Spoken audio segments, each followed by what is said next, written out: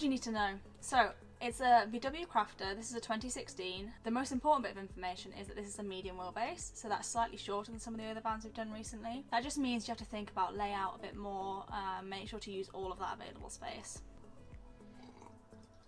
So when we start a van build, we've got to think about what our customers want and the way they're going to be using the space. This is the same as you if you're doing your own build. You need to think about when you're going to be in your van, where you're going to be, what you're going to be doing. The owners of this van are animators. So they're using big laptops and they're going to be working on the road. So they need lots of battery, number one, and number two, decent desk space. So those are two things we just have to make sure to fit in. The other things that we always want to make sure there is plenty of storage, but we've also got to think about the storage to living space ratio. So you want to feel like you've got enough space to move, you know, like it's not all crowded in, you don't feel claustrophobic in here because we've made sure there's enough kind of airspace. So we think that's really important.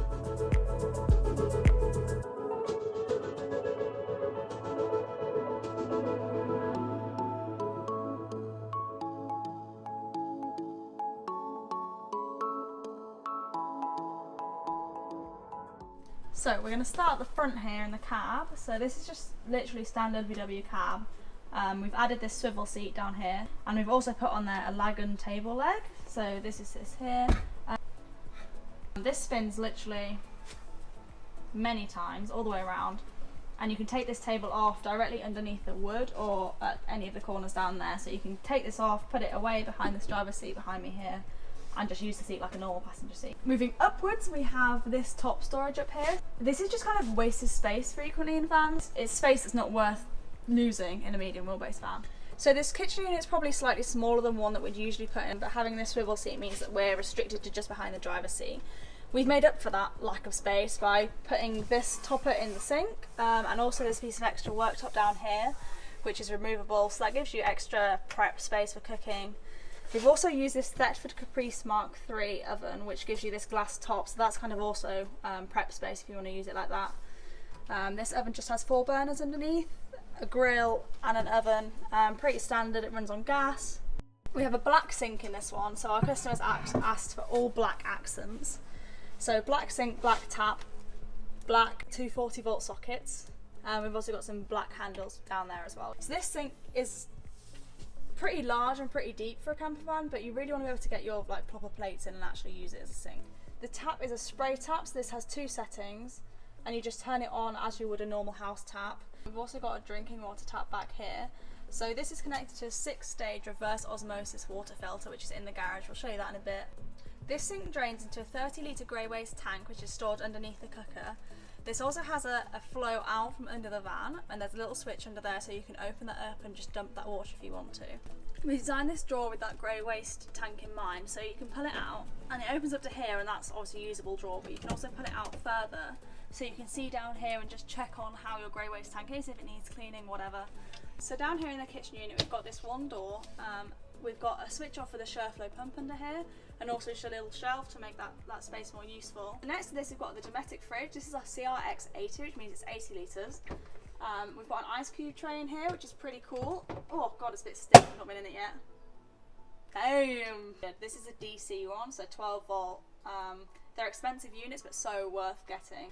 Above there, we have many drawers. Many as in 2. So we've got this short drawer here. It's obviously not as deep because we've got all of the gubbins for the tap and stuff behind there, but it still gives you quite a lot of space. And then above that we've got this other little drawer, which is way long. So yeah, multiple options in the kitchen for storage.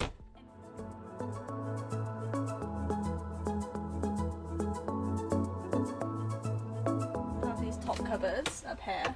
So these stay up with these gas struts, which are really pretty strong. Like that is never coming down. So these 2 are just pretty much kitchen storage. So they just shut like this. You see they're quite snappy when you shut them. Under this oak strip we've got multicoloured LEDs, so using this remote, spin the wheel of colour and you can have whatever colour you want.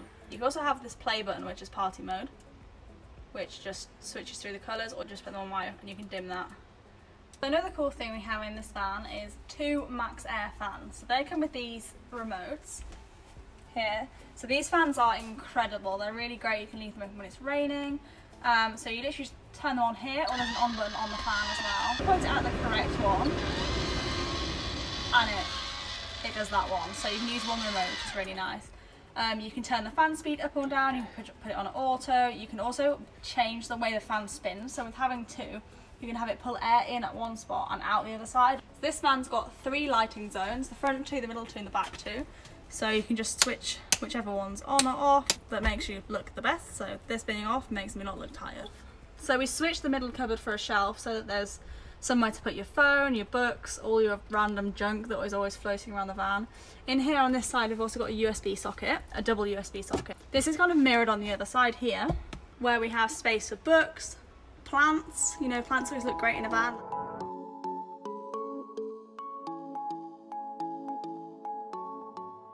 So back here we've got bloody loads of storage, essentially. So all of these are just drawers, and they've got these little turns on them to keep them closed when you're in transit, and you just pull those open there. So they extend quite deep into the bed. So we've got one on that side, obviously one on here, and then we've got different deepnesses down here. So this top one is actually a table. So you can pull that out, and when this piece of worktop isn't in, you can sit both sides of the table to eat or to work. So that's our second piece of desk space. And obviously more drawers underneath, so this one's shallower. So either side here we have these 2 benches. The lids on the benches lift up and you've got plenty of storage underneath there. So that's our lounge space sorted.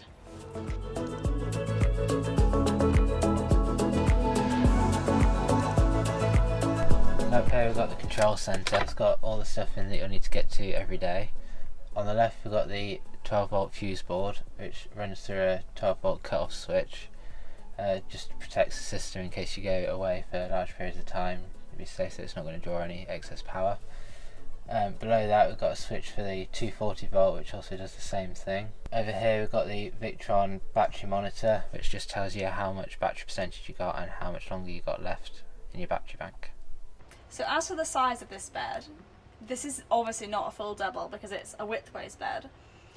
I'm 5'6", so let me just show you how much I can reach.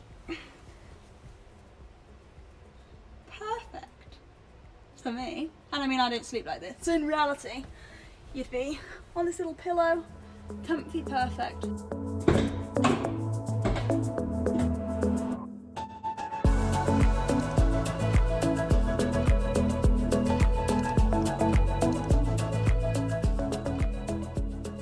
The garage in this van is a bit smaller than usual, but it's still plenty big enough to fit 2 full-size mountain bikes in, just taking the front wheels off. On this side of the van we've got all the water storage. We've got a 50 litre freshwater tank which you fill up from the outside of the van. That all leads into a 60 psi water pump. The reason it's 60 psi is it's got to push the water through a 6-stage reverse osmosis water filtration system. Once it's gone through that system, around 20 litres of that water is stored in this tank here. That's then ready to be used at the tap at the other end. The rest of the water is pumped through the accumulator here, and that goes to the spray tap in the kitchen. In the middle here we've got a gas locker. It holds a 4.5 kilo calorie gas bottle. It's fully airtight to the rest of the camper, and it's got an air vent in the bottom in case of any leaks. On this side of the garage you've got your electrical cupboard. At the top we've got our 3000 watt pure sine wave inverter. There's also 4 solar panels on the roof, all at 100 watts each, which goes through the solar charge controller. You can also connect this to your phone and see how much power they're producing. Here we've got a charge controller for when you're hooked up at a campsite. That charges your batteries and supplies power to a 1240 socket in the main area of the camper. We also have a charge controller over here, which is battery to battery charge controller for when you're driving along. Under that and under this box here as well, you've got 4 batteries all at 120 amp hours, so it's 480 amp hours in total, which is plenty for whatever our clients might get up to.